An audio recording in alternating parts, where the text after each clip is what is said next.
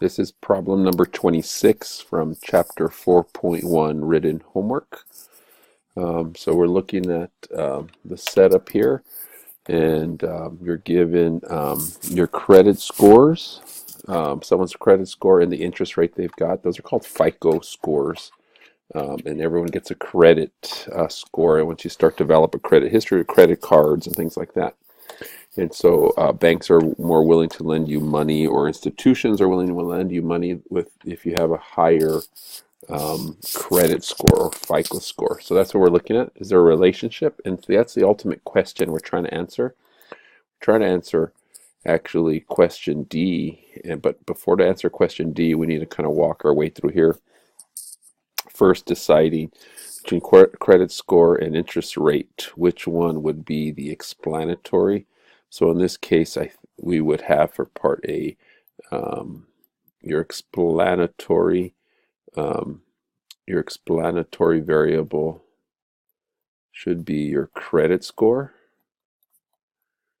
and your response variable, meaning that the interest rate responds to a credit score. The lower your credit score, the higher interest rate. So we want to determine, is there a linear relation between these two variables? So we have part A. Part B would be to go to StatCrunch, and let's look at that relationship. Data will be put in for us. There it is. We're going to go ahead and graph that.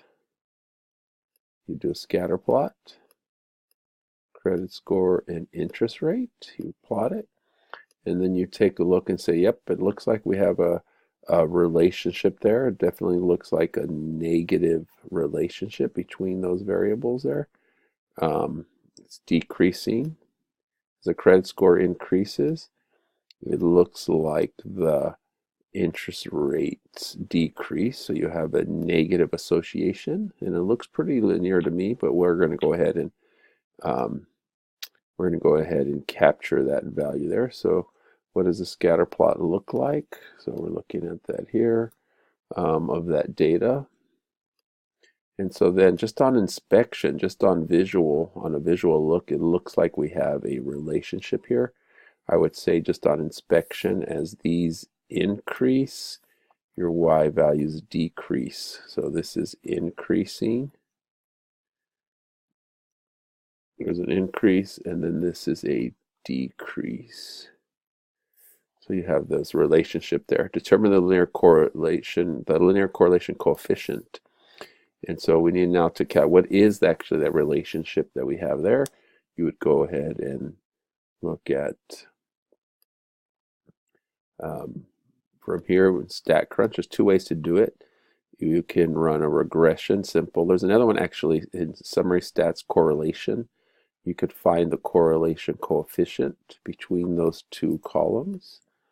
You would compute, and so then you end up with the correlation coefficient between those values. That's part C here. Part C, the correlation coefficient between credit score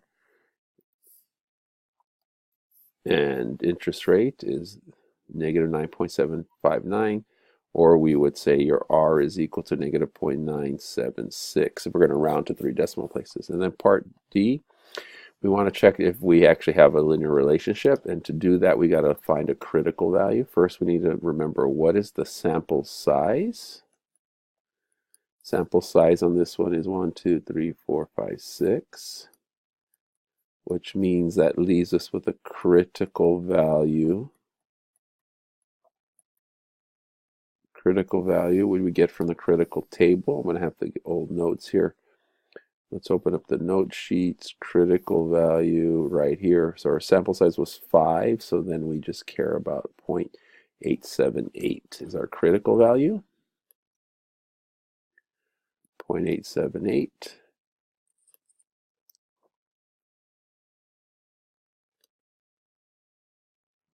Critical value is 0.878 for that. And then since we now know the absolute value, going to our rules, the absolute value R, absolute value 0.976 is equal to 0.976. That's greater than 0.78. Since that is the case, we say have a linear relation, or you might say we have a correlation. That's it.